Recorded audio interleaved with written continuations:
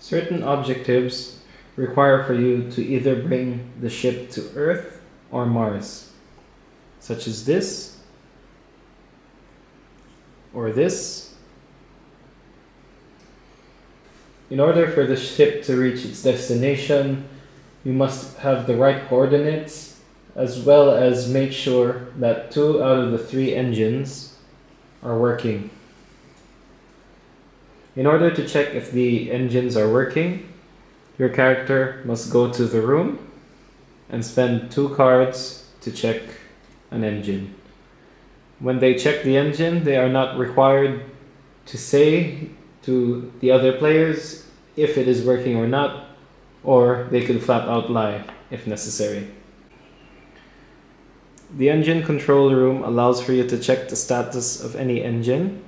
Now, because it is a special room, it doesn't mean that every game will have this room present.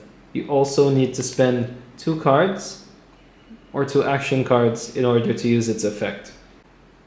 When you check that one of the engines is damaged, you can either use items like tools or duct tape, which will allow you to repair the engine. Some action cards will also allow for you to repair the engine. In order to check the coordinates, the game will always be default to B, and a random coordinates card will be placed on the board.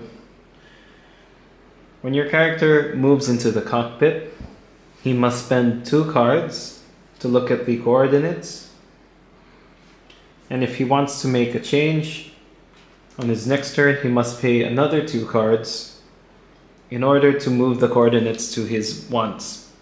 Also important to note, if you play as the pilot and you are in a room with a computer, you can use the piloting card in order to spend only 1 card and look at the coordinates, or if you are in the cockpit, you can use the piloting card to change the coordinates with the use of only 1 card.